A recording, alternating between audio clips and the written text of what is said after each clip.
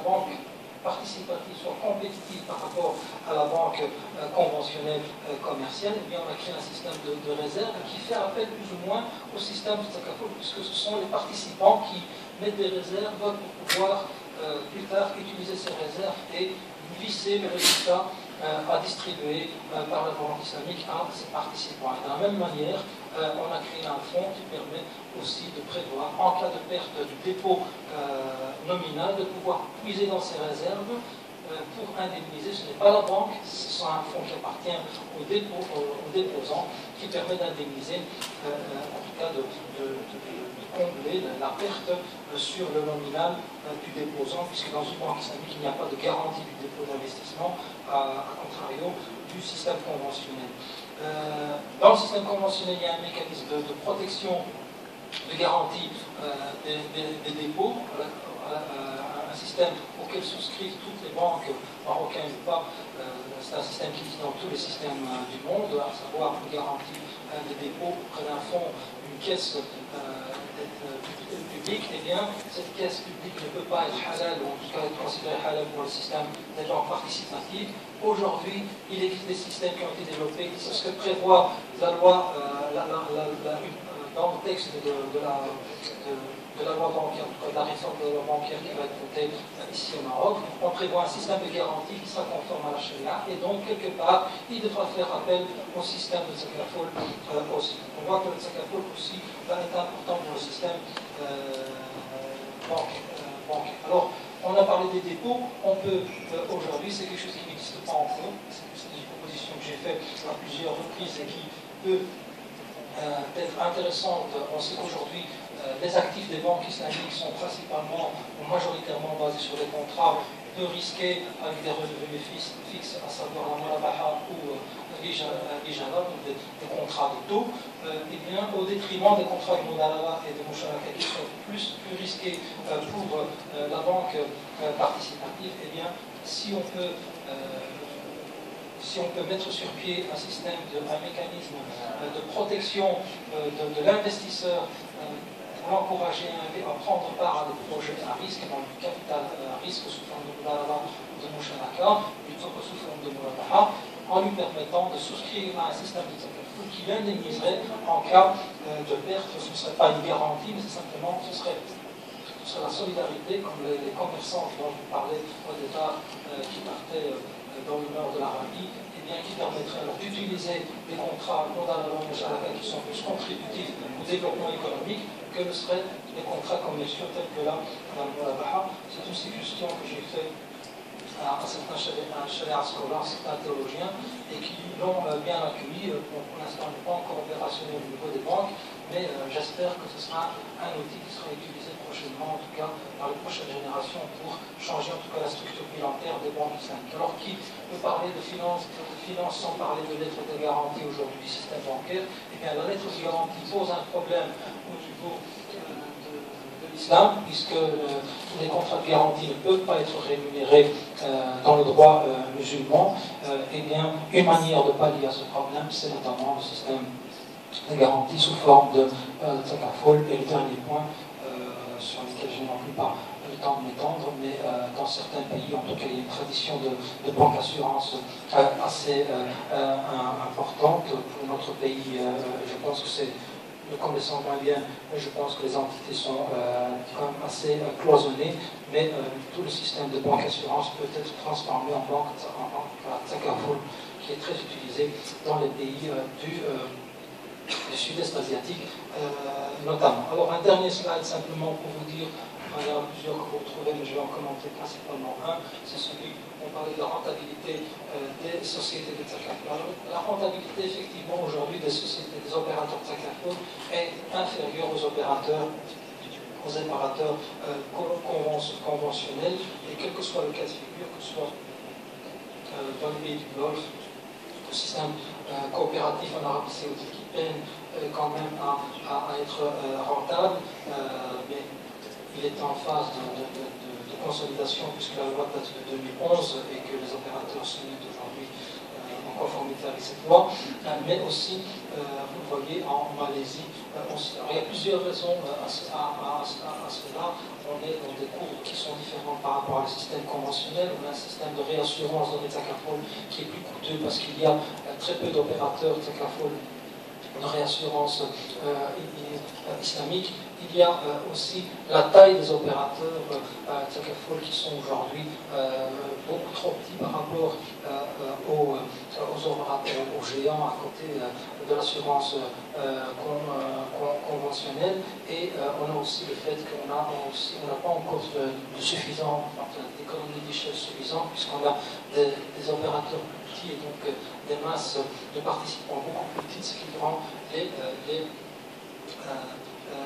la performance donc elle touche aussi à la performance. Mais quelque part tant qu'on est dans un système qui est viable, l'objectif de ce système de Tzakaful, pour revenir un peu à la définition de base, c'est de couvrir le risque, mais pas d'en faire, l'objectif n'est pas vraiment d'en faire un opérateur, une opération commerciale qui est de profit pour le profit, sinon on reviendrait un peu dans le modèle classique, mais il s'agit ici de trouver un système de solidarité. Certes, il y a une société anonyme ou des investisseurs qui ont mis de l'argent, qui doivent bien sûr retirer leur vie, mais l'objectif étant d'équilibrer, de stabiliser un système qui peut faire face et remplir ses fonctions d'indemnité plutôt que de créer un système purement commercial. Donc voilà très rapidement et schématiquement ce que je pouvais vous dire par rapport à ce système de Tzakaful et en quoi il peut être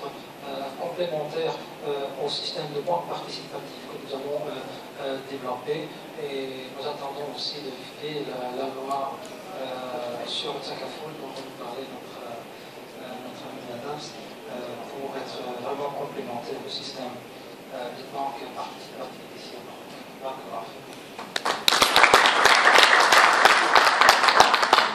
Merci beaucoup, c'est beau livre. Présentation très complète. J'espère que lors des questions, on va essayer de creuser certains points. Je cède la parole à M. Belali pour nous parler du projet Maroc sur Tzakaful. Quel est le business model qui sera retenu par la DAPS pour le cas du Maroc?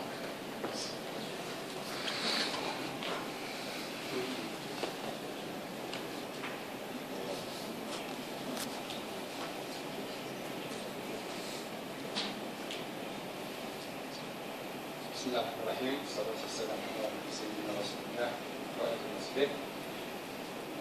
Pour ma part, je remercie l'association marocaine de professionnels de la finance participative pour cette invitation qui me donne l'occasion de présenter le projet d'assurance Tzakaful tel qu'il a été conçu par la direction des assurances de la Sécurité sociale. Je remercie également M. Boulir pour son brillant exposé, toujours égal à lui-même, qui me permet par la même occasion de passer un peu rapidement sur certains aspects. Donc, je vais parler de certains concepts. Je ne vais pas avoir besoin de les définir ni de les expliquer. M. Boulir l'a fait suffisamment avant. Et donc,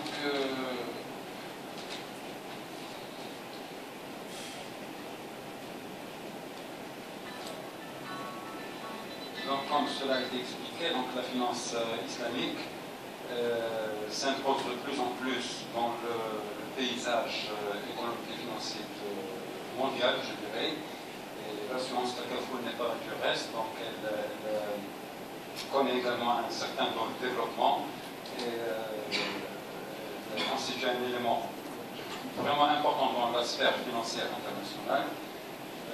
Preuve en est que de plus en plus de sociétés s'adonnent à ce type d'assurance, dont certaines compagnies de renommée internationale, très grandes entreprises d'assurance qui commencent à faire du Tzakaful aussi bien dans les pays musulmans que dans les pays non musulmans.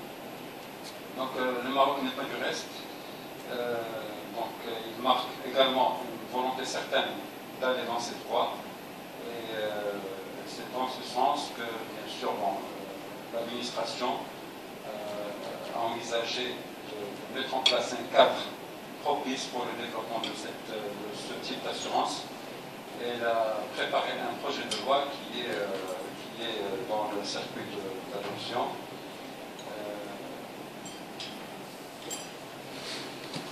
Donc je vais directement. Alors, en ce qui concerne les opérateurs Zakafoul, deux modèles existent à travers le monde. Donc, soit que le Zakafoul est exercé par une entreprise d'assurance classique qui fait des opérations d'assurance aussi bien classiques que du Zakafoul dans le cadre de Windows, donc fenêtre Zakafoul. Il y a le deuxième modèle où l'opérateur exerce exclusivement l'assurance Zakafoul.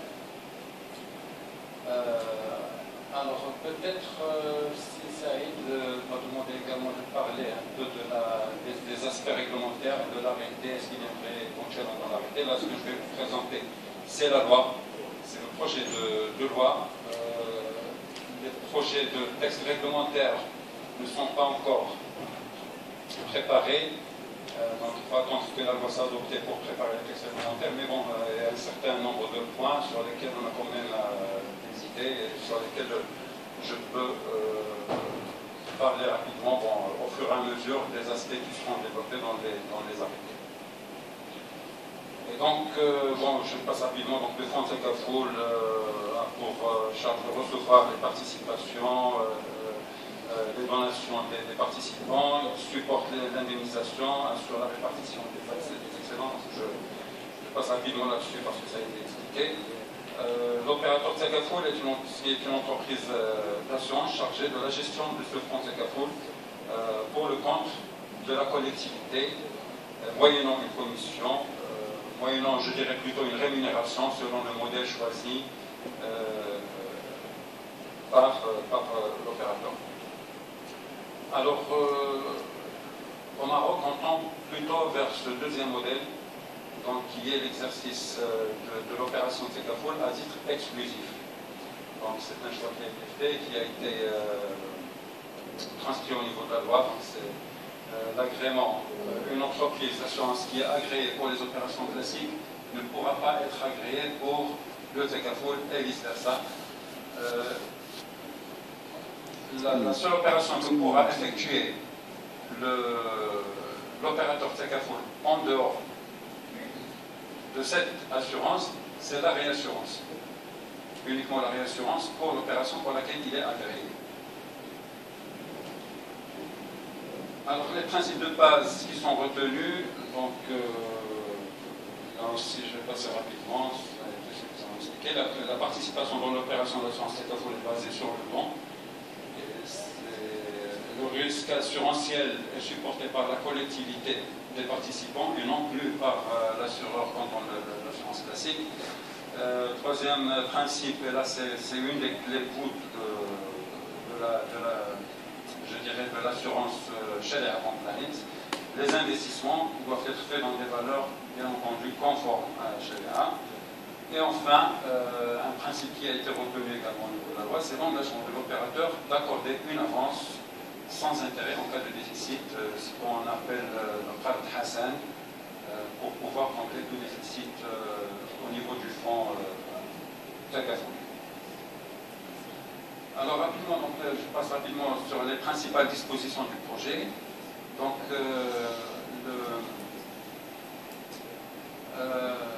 en fait, il y a eu deux idées. Au départ, on s'est posé la question, est-ce qu'on ne devrait pas prévoir un livre au niveau du Code des assurances qui est spécifique à l'assurance Zakafoul. Donc après la réflexion, après discussion, donc il s'est avéré qu'on risquait de dupliquer l'ensemble des dispositions du Code des assurances au niveau de ce livre. Donc la solution retenue était de cibler les articles qui vont permettre de mettre en place un cadre pour l'assurance Zakafoul. Et donc on va dérouler un petit peu ces dispositions qui ont été touchées en expliquant les principes retenus. Le premier article qui a été touché, c'est celui des définitions. Donc il fallait bien entendu définir un certain nombre de concepts. Déjà, le concept principal, c'est l'assurance Zakafoul. Qu'est-ce que c'est? Ça a été défini comme étant l'opération d'assurance fonctionnant conformément aux préceptes de la charia islamique, basée sur le don, et sur l'entrée dans un groupe de personnes physiques ou morales appelées participants, qui contribuent mutuellement dans l'objectif de couvrir les risques prévus au contrat d'assurance Takaful. Et à ce niveau-là, dans cette définition, on a profité de la définition pour introduire également le principe dont j'ai parlé tout à l'heure, qui consiste dans le fait que c'est la collectivité des participants qui supportent le risque. On a également introduit le principe que l'entreprise d'assurance ou l'opérateur Takaful perçoit une rémunération au titre de la gestion du fonds Takaful. Deuxième concept défini, c'est l'avance Takaful. Donc on l'appelait avance Takaful, mais bon, c'est exactement le Frère Hassan comme il est connu dans ce type d'assurance. Et c'est également défini comme étant les montants engagés par l'entreprise d'assurance et de réassurance pour combler l'insuffisance de l'actif représentatif des provisions techniques par rapport aux dites provisions et pouvant être récupérés sur les excédents futurs dégagés par une opération d'assurance Takaful. Ces montants ne peuvent donner lieu à aucun intérêt. Donc l'entreprise d'assurance ou l'opérateur, en cas de déficit ou en cas d'insuffisance de l'actif représentatif par rapport aux provisions mathématiques, enfin aux provisions techniques qu'il représente, doit avancer des fonds au fonds Takaful. Et il peut récupérer ces fonds sur les excédents qui seraient réalisés dans le futur. La définition de la participation, donc on a touché là la définition de la prime pour introduire la notion de participation. On a laissé la définition de la prime telle que, on a ajouté que pour l'assurance Takaful, la prime appelée également participation et le bon représentant la contribution du participant qui est le souscripteur. Donc et là également on a touché la définition du souscripteur ou contractant pour introduire la notion de participant. Alors là, c'était les définitions qui ont été introduites. Les principes retenus dans le projet de texte, c'est bien entendu la conformité à la charia islamique des opérations d'assurance Takaful qui est prononcée par le comité charia pour la finance. Et là, on a retenu, c'est le comité charia qui est institué, qui sera institué par la loi bancaire, donc qui est en projet actuellement, conformément aux dispositions de l'article 41 de la Constitution, et également l'UDAIL portant réorganisation du Conseil supérieur des ulama, qui prévoit que seul ce Conseil peut émettre des fatwas. Et donc, c'est un comité charia national pour la finance qui va se prononcer aussi bien pour les produits bancaires que pour les produits assurance Takaful et pour tout le reste. Autre principe, en assurance Takaful, les excédents techniques et financiers réalisés sont répartis entièrement entre les participants, après déduction, le cas échéant, des avances Takaful. Donc là, c'est la loi qui le prévoit. L'opérateur Takaful n'a aucun droit sur les excédents. Ils appartiennent aux participants. On a pu voir dans certains modèles, dans certains pays, où l'opérateur Takaful participe ou profite en partie des excédents réalisés. On l'a vu avec le modèle Modaraba modifié, mais dans certains pays, même c'est un modèle à part où l'opérateur prélève un certain montant sur les excédents. Parfois, ces montants sont très très importants, ils dépassent le mois, enfin, ils gagnent beaucoup plus que les participants dans ces excédents.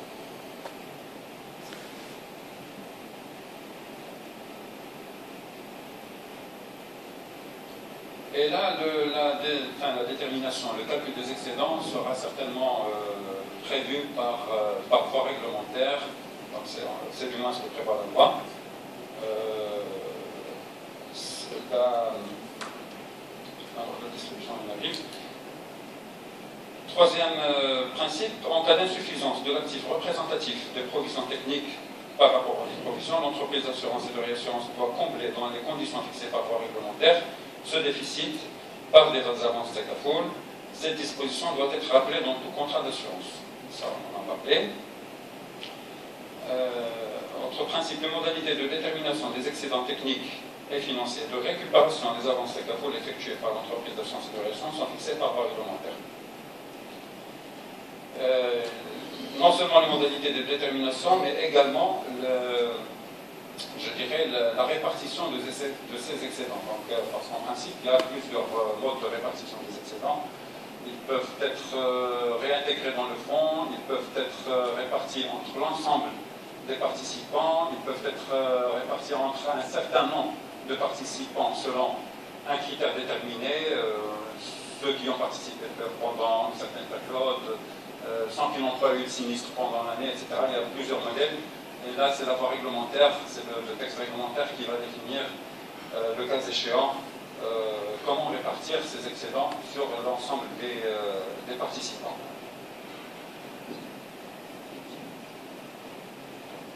Alors, ça, c'est les principes qui sont retenus dans les quelques articles du Code des assurances qui ont été retouchés à cette occasion.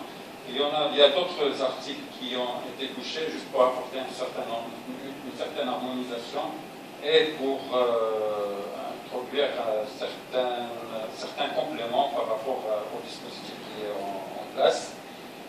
Donc, par exemple, pour l'article 12, qui prévoit les informations à indiquer au niveau du contrat, on a ajouté une indication concernant l'assurance TECAFOL qui porte sur les modes de rémunération de l'entreprise d'assurance au titre de la gestion de l'assurance TECAFOL. Et là, très probablement, je dirais que la vision est de rester dans ce qui est le plus courant, comme ça a été expliqué. Donc, c'est dans le mode gestion Wakala, Mudaraba ou mixte. Donc, c'est les modes de gestion les plus courants. Donc, c'est la réglementation qui va définir quel mode de gestion va être retenu au Maroc. Le montant de la rémunération à titre de cette gestion doit également être précisé au niveau du contrat. Et enfin, les modalités de répartition des excédents entre les participants et aussi la politique d'investissement de l'entreprise d'assurance et de réassurance qui est très important sur ce point. L'article 100 du Code des assurances qui prévoit la participation des assurés aux bénéfices réalisés par l'assureur n'est pas applicable en la matière, dans la mesure où l'assureur ne réalise pas de bénéfices pour lui-même sur lesquels il ferait participer les participants. Les bénéfices réalisés appartiennent aux participants, ce sont les excédents dont on parlait tout à l'heure, il s'agit des excédents techniques. L'article 165 relatif à l'agrément des entreprises d'assurance, c'est cet article qui prévoit l'exclusivité de l'agrément dont je parlais au départ. C'est un principe qui a été retenu et il a été retranscrit au niveau de cet article. L'article 239.2 qui parle du contrôle interne au niveau d'une entreprise d'assurance vient ajouter une mission à ce système de contrôle interne, laquelle mission consiste à intégrer dans ses attributions le risque de non-conformité aux préceptes de la charia, avec bien entendu la rédaction d'un rapport spécifique à cet aspect-là. Et la loi prévoit que le contrôle interne au niveau d'une entreprise d'assurance doit bien entendu avoir les qualifications nécessaires pour pouvoir effectuer ce contrôle de non-conformité plutôt pour évaluer ce risque de non-conformité avec les préceptes de la charia. Dernier point, donc c'est une faculté qui est donnée à l'administration au niveau de l'article 148 de pouvoir fixer les modes de rémunération et de la gestion de l'assurance Takaful, ainsi que les modalités de répartition de ces excédents.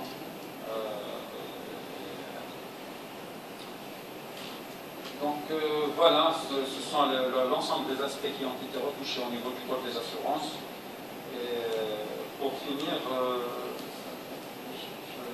je vous informe sur les étapes franchies par ce projet de code, d'amendement du code. En fait, c'est un projet d'amendement qui prévoit un certain nombre d'éléments.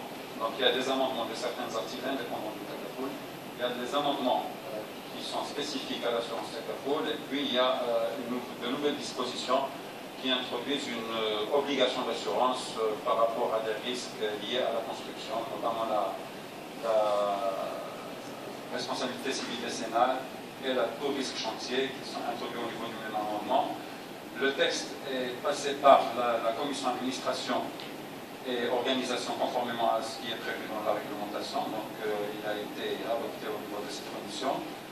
Et aujourd'hui, il est déposé au niveau du secrétaire général du gouvernement en l'attente de sa programmation lors d'un prochain conseil de gouvernement. Et là, le texte est sorti de la DAX, donc comme vous pouvez le comprendre, on n'a plus la main pour le faire avancer vite ou moins vite, donc ça devient une question de programmation du gouvernement. Voilà, je vous remercie pour votre attention.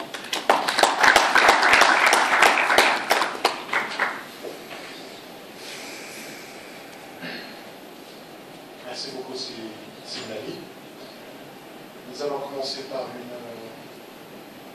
discussion. Donc, on va peut-être programmer une série de questions, de 5 questions.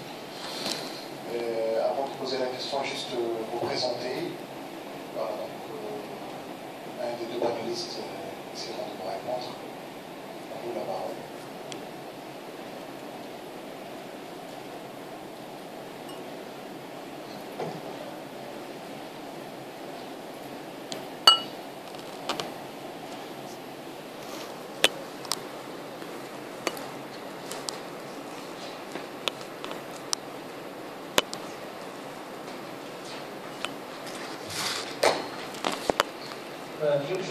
Je remercie l'association pour cette journée. Je remercie M. Boulif pour son intervention brillante et M. Azidine également pour son intervention assez riche. Juste vous présenter. Alors, je m'appelle Alaoui, je suis docteur en finances publiques et chercheur en finances islamiques. Alors, ma question, j'ai 3 questions. D'abord, je voudrais avoir une précision concernant l'assurance conventionnelle qui est appliquée aux produits alternatifs. Les derniers produits alternatifs qui sont commercialisés au Maroc, il y avait l'assurance conventionnelle, bien sûr, qui leur est appliquée. Et il y avait un fait que cette assurance-là était facultative. Est-ce vrai? Est-ce qu'elle n'était pas obligatoire? Deuxième question, c'est par rapport toujours à cette assurance qui était appliquée, notamment je vais citer un produit nommément, c'est le produit Ijara Irsina. Il y a l'assurance qui est appliquée à l'habitation principale, disons à une habitation, mais cette assurance, bien qu'elle relève, elle concerne un bien qui est la propriété de la banque, l'assurance est payée par le consommateur. Quelle est la conformité de cette technique par rapport à la charia? Et j'ai troisièmement une dernière observation concernant le projet de la finance, le projet de Takaful que vous venez de présenter, et concernant le cas marocain. On constate qu'il y a une différenciation par rapport au projet de la banque participative. On constate que dans le projet de la banque participative, il y a une tendance à ce que le projet soit présenté dans un cadre, comment dire, d'une manière, disons, avec participation de banque Windows, c'est-à-dire on peut créer dans la banque participative dans une banque déjà installée. Par contre, ici, dans le Takaful, on voit que la position qui est prise par les autorités, c'est que de créer, de ne pas opter pour cette cohabitation mixte entre la banque classique et entre la banque islamique. Ici, pour le Takaful, c'est exclusivement Takaful. Et j'aimerais savoir la raison pourquoi il y a ce changement de mode de création. Et merci. Merci beaucoup. Vous avez d'autres questions?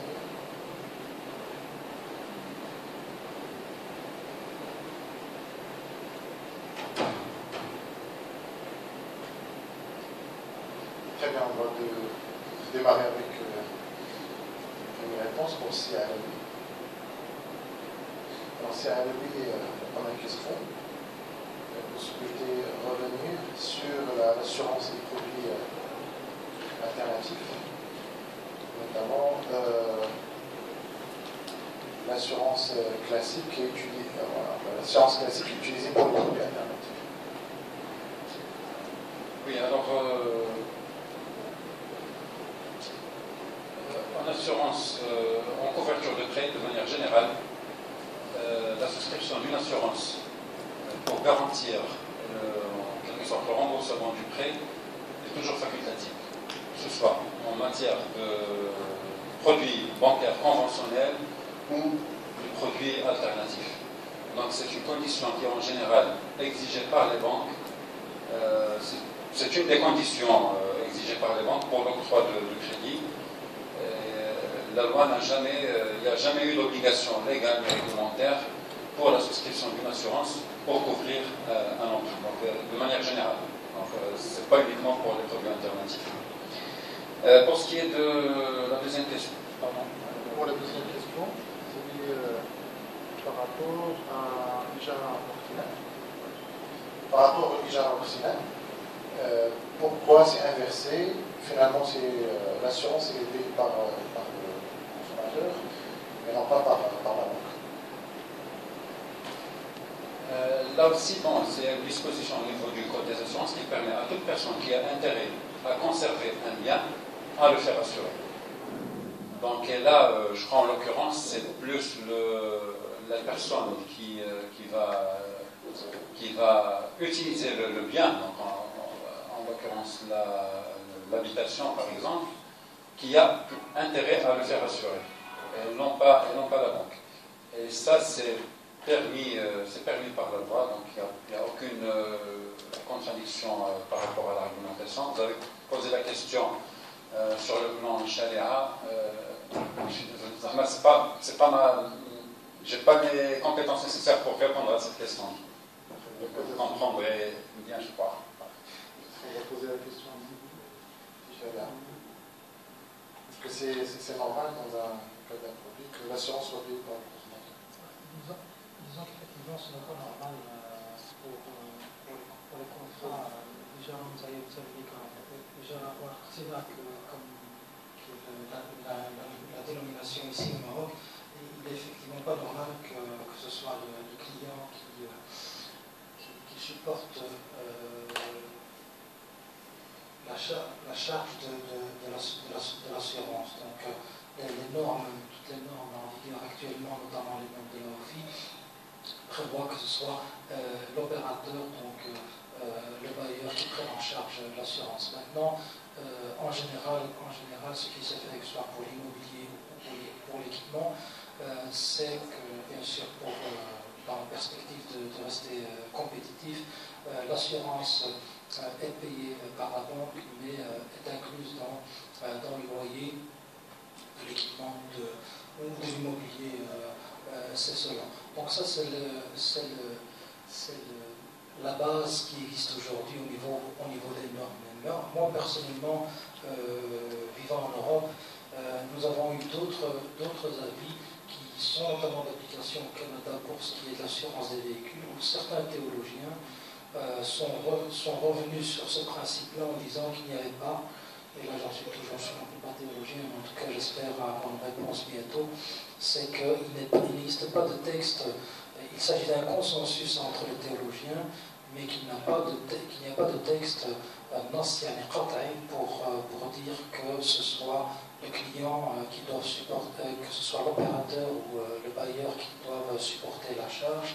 Et certains théologiens aujourd'hui ouvrent la brèche en disant, notamment pour les véhicules, que c'est l'utilisateur qui doit, comme c'est dans la définition du code ici au Maroc, qui doit garantir, pour garantir le bien, donc c'est lui qui doit l'assurer. Mais donc, dans les normes existantes actuellement, c'est effectivement le bailleur qui doit prendre l'assurance. Même si c'est le client peut les payer pour compte, le client peut payer pour le compte de la banque, mais il doit alors le défalquer sur le loyer. Donc à la banque ou à l'opérateur, par après, à lui de l'inclure dans son pricing dans le loyer.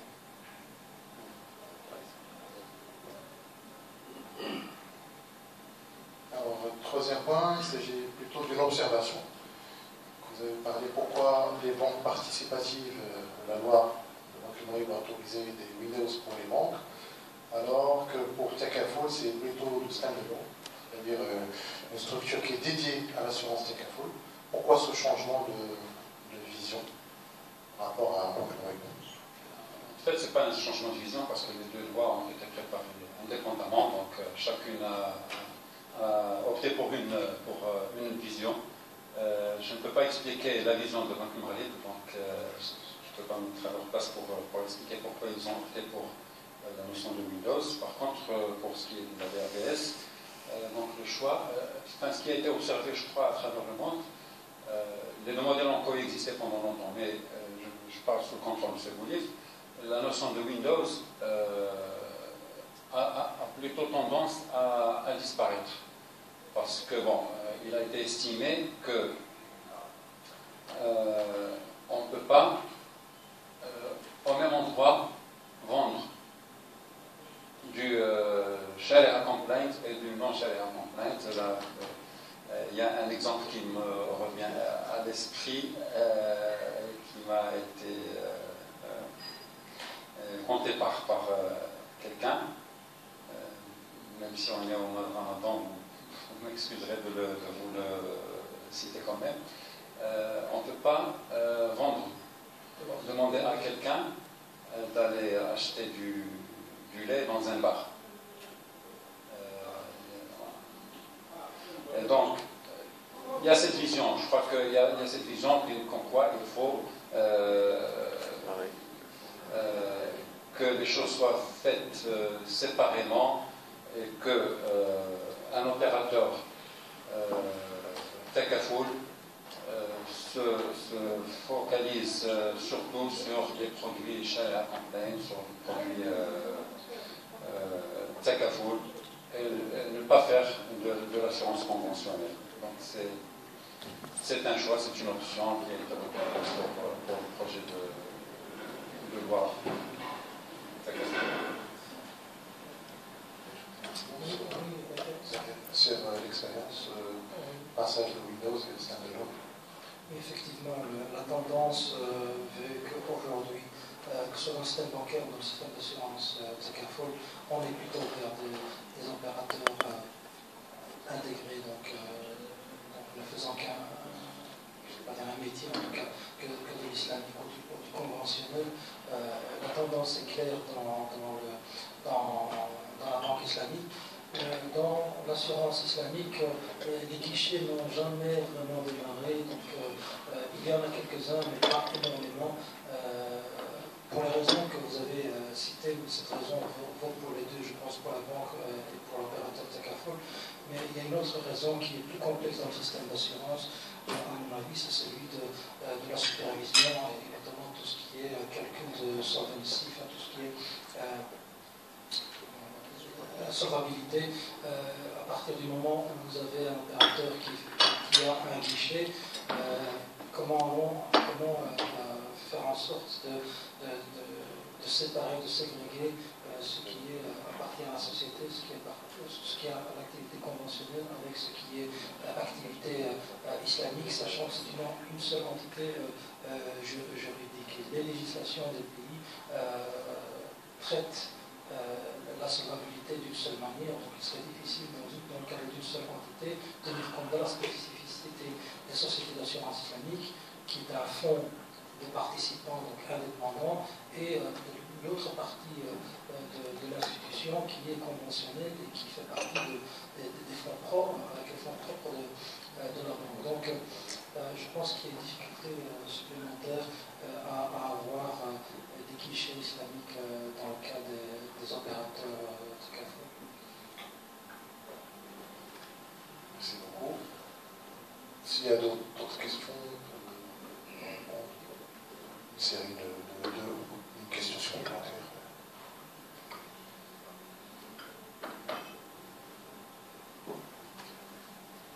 Nicole, s'il te plaît. Bonsoir, c'est Mme Marquette, agent d'assurance. Je reviens sur le placement d'épargne.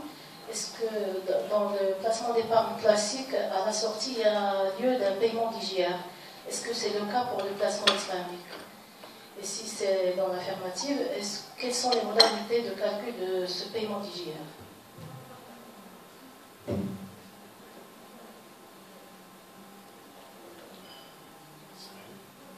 Aujourd'hui, il n'y a pas de distinction entre assurance Tekafoul et assurance conventionnelle au niveau du Code général des impôts. Donc, les deux types d'assurance sont soumis aux mêmes règles fiscales. Et en fait, s'il doit y avoir modification de ces règles, je dirais en faveur de l'un ou l'autre type d'assurance, ça va dépendre de la politique du gouvernement. Est-ce qu'il veut encourager davantage l'assurance Tekafoul et prévoir quelques avantages fiscaux à ce niveau-là, ou alors il doit conserver l'équité et l'égalité entre l'ensemble entre les deux systèmes. Mais aujourd'hui, à date d'aujourd'hui, il n'y a pas de différence entre les deux. Donc ils sont soumis aux mêmes règles de principe et de calcul également. C'est juste pour compléter, parce que le deuxième enrichisseur de l'association, c'était par rapport aux secours, qui sont c'est l'équivalent des obligations islamiques. Et la question a été posée à la direction des impôts, par Mme Chafi, de la fiscalisation, mais la réponse est claire. La fiscalité est applicable aussi bien pour les produits uniques aux participatifs par rapport aux produits classiques. Il n'est pas question de favoriser l'un par rapport à l'autre. Donc, le barème IGR, c'est le même. Alors, sauf que voilà, donc chaque client a son choix pour opter pour un produit charia compliant, pour un produit classique, mais la fiscalité reste neutre. C'est bien clair.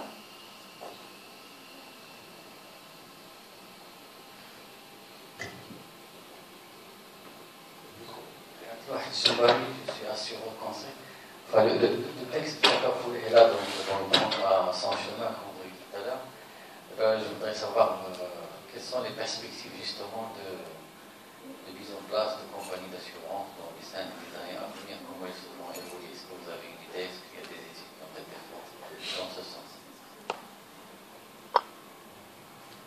Je vais donner une réponse assez vague parce qu'on n'a pas effectivement fait d'études de marché, mais on sait qu'il y a une demande, on sait qu'il y a une attente, aussi bien de la part des entreprises d'assurance que de la part de la population qui attend également d'avoir des produits compatibles à leur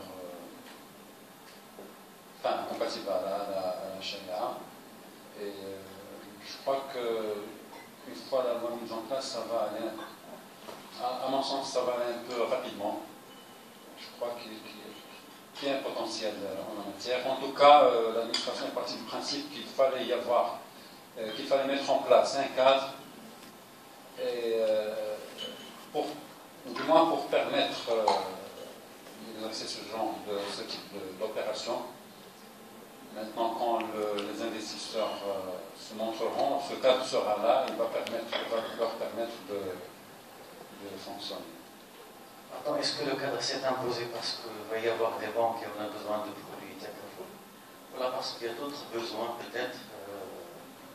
Je crois que les deux. Donc c'est également un souci qui a été pris en considération parce qu'en fait, le projet, enfin le programme du gouvernement a prévu la mise en place d'un système financier islamique, compatible avec le charia islamique, qui comprend l'ensemble des volets. Donc il y a le projet des soukouk, enfin le texte des soukouk qui a été adopté, depuis février 2013. Il y a le projet de la loi bancaire qui est dans le circuit d'adoption et le texte également sur l'assurance Tekafoul. Et comme cela a été expliqué par M. Boudif, les trois vont, je dirais, de pair.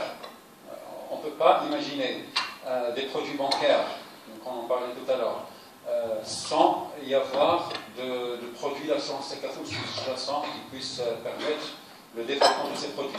En même temps, on ne peut pas prévoir des produits bancaires ni des produits d'assurance sans qu'il y ait un véhicule d'investissement que sont les soukouk. Donc c'est des éléments très imbriqués les uns dans les autres. Et je crois que c'était une nécessité que ça aille vraiment sur le même chemin en même temps. Même si aujourd'hui ils sont à des étapes différentes, mais bon, ça c'est des contraintes de calendrier.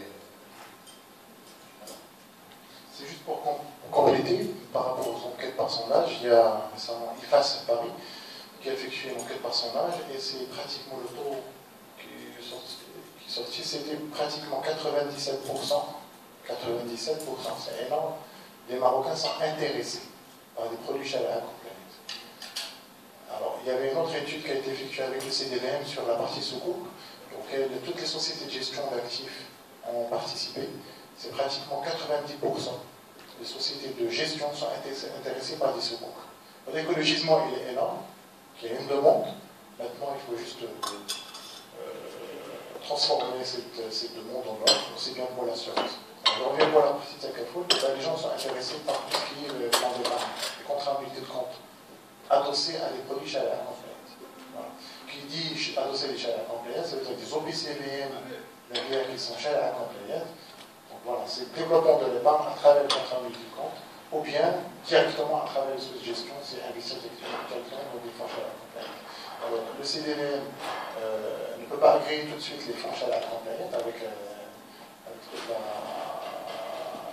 la nouvelle, c'est le charia à bord, le terme charia dans le fond, parce qu'elle attend l'avance de banque moyenne. Donc il y aurait, une fois la loi de banque moyenne validée, automatiquement banque participative, les fonds charia, les assurances peuvent lancer des produits dans ce sens, et les soukouk, la nouveauté c'est que, d'après Mme Chafi, parce que j'ai intervenu au deuxième workshop, pour la petite soukouk, il attend juste la publication dans le BO, bulletin officiel, et qu'on n'a pas besoin du charia à bord marocain pour lancer du soukouk à l'international. Parce qu'à l'international, c'est les investisseurs étrangers qui vont investir, et ils ont besoin beaucoup plus de l'avis du charia à bord de leur pays que du marocain. Donc finalement, ça va être beaucoup plus fluide pour l'étranger, en attendant la mise en place du charia à bord national. Voilà pour les Marocains. Il y a d'autres questions?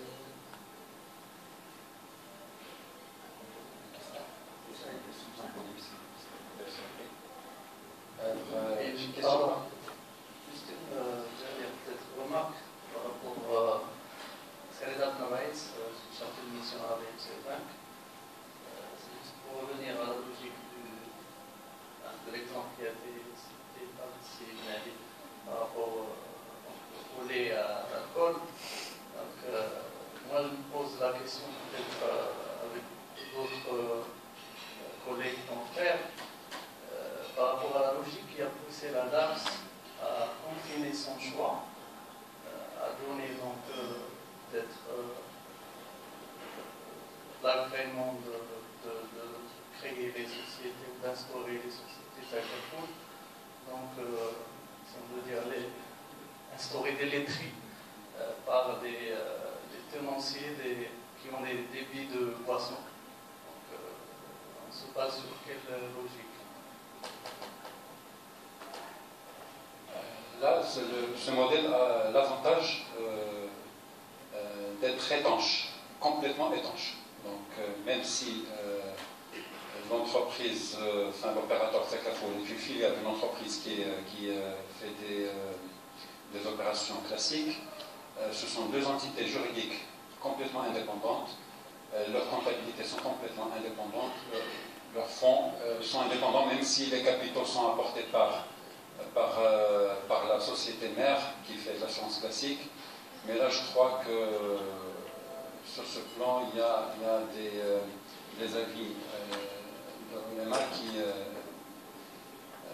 ont أجازوا ce modèle, je crois. Oui, bon, c'est un point qui est clair. Mais pourquoi rien on s'est figé rien poussé sur cette voie? On n'a pas permis peut-être autre. Ben, c'est pour la raison que j'ai expliqué, qui ont été complétées par ce livre. C'est des raisons également techniques. Donc, les règles de contrôle et de gestion des entreprises classiques sont différentes. Donc, l'opérateur classique, je dirais dans le Takaful, l'opérateur Takaful a une comptabilité complètement séparée du fonds Takaful. Le fonds Takaful qui est un fonds technique où il y a des primes, des donations qui payent les sinistres, etc. Et donc, si on doit calculer, par exemple, la solvabilité de l'entreprise, il va falloir briser cette frontière. Je ne sais pas si c'est clair ou pas. Donc, alors que dans le modèle où on a une activité complètement séparée, on va pouvoir, pour l'assurance classique, faire les calculs qui sont prévus par la réglementation de façon tout à fait normale. Voilà.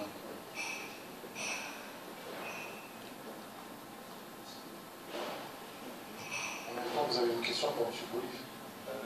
Oui, alors la relation entre participants, fonds et opérateurs. Alors ce fonds d'assurance, j'ai eu quelques littératures pour essayer de voir si ce fonds peut avoir la personnalité morale. Parce que je me suis posé la question en cas de différend entre les participants, enfin s'il y a des mécontentements des participants, est-ce qu'ils doivent éventuellement poursuivre en justice l'opérateur ou bien le fonds. En même temps, s'il y a des différends entre la collectivité des participants et l'opérateur, est-ce qu'il y a une action entre les participants et l'assureur, ou alors c'est entre le fonds, Takaful, et l'assureur. Donc la question, est-ce que ce fonds peut avoir la personnalité morale ou pas? Parce que dans la littérature, j'ai trouvé plusieurs réponses. Idéalement, je vous dirais que oui. Malheureusement, pour l'instant, de tous, la majorité des cas que nous avons pu observer, c'est que ce fonds n'a pas d'entité juridique séparée. Et le problème, c'est pas encore posé aujourd'hui, mais je pense qu'il y a beaucoup de juristes qui observent de très près le cas du Takaful. Le jour où il y aura un problème sur les fonds de Takaful, aujourd'hui, la question juridique n'est pas tranchée. Et beaucoup de juristes, je ne veux dire pas qu'ils encouragent la faillite d'une société ou d'un opérateur Takaful, mais sont très curieux de voir comment juridiquement ça va être traité, parce que dans la majorité des cas aujourd'hui, on parle d'un fonds appartenant à des participants, donc c'est normalement une entité qui doit être morale et juridiquement séparée, mais dans la majorité des cas aujourd'hui, c'est un fonds qui est inclus dans le patrimoine de l'opérateur, ce n'est tenu que comptablement de manière séparée. À mon avis, on va découvrir des choses comme on a découvert avec les sukuk. Quand il y a eu des faillites, on s'est rendu compte que les détenteurs de sukuk n'avaient pas les droits qui étaient théoriquement attachés au SAC, au certificat, mais que le droit des actifs était toujours chez l'originateur, et donc eux se sont retrouvés, notamment avec le sukuk aux États-Unis, le sukuk Cameron Gaz, où les détenteurs de certificats, les porteurs de sukuk n'avaient pas les garanties, en tout cas n'avaient pas les actifs tels qu'il était prévu dans la théorie d'asset-backed securities ou de asset-backed sukuk. Donc je pense qu'on va avoir le même type de problème dans le secteur. Tant que ça va bien, je pense que pour l'instant ça marche. Mais le jour où il y aura un problème dans juste qu'un opérateur de Takaful qui n'a pas séparé, n'a pas l'entité morale séparée ou l'entité juridique séparée pour le fonds, des questions juridiques importantes vont se poser. Et vous avez tout à fait raison, aujourd'hui la question elle est ouverte.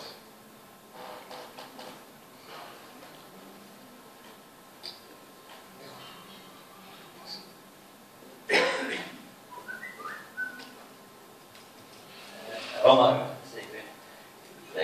si j'ai bien compris, en cas de bénéfice, le surplus de cotisation, de prime, revient aux adhérents.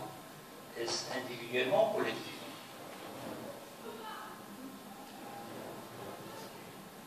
Ce sont des règles qui vont être fixées par voie réglementaire et qui vont être reprises au niveau du contrat. Donc, comme je l'expliquais tout à l'heure, il y a différents modèles.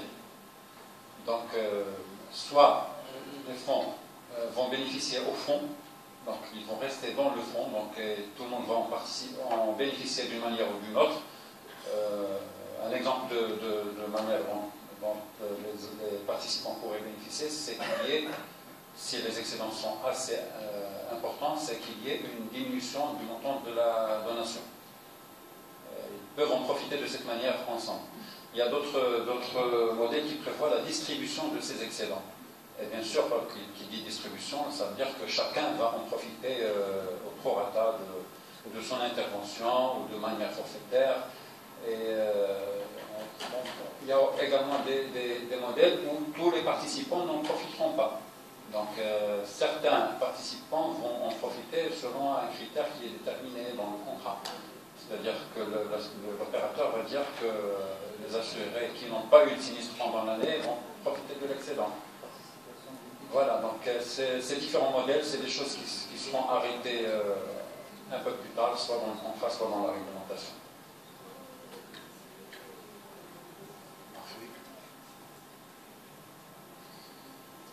Merci beaucoup pour le temps alloué.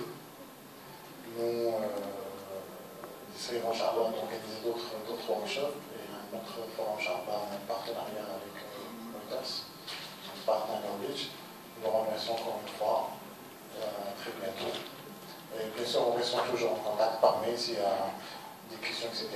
Nous engageons à vous envoyer toutes les présentations avec également un document que nous avons reçu de la part de notre partenaire Knowledge, Thomson Reuters, sur Takaful dans le monde, juste pour avoir une idée sur ce qui se passe au GCC en Malaisie et avec la loi Inch'Allah marocaine, d'avoir une idée claire sur ce qu'on peut faire au Maroc.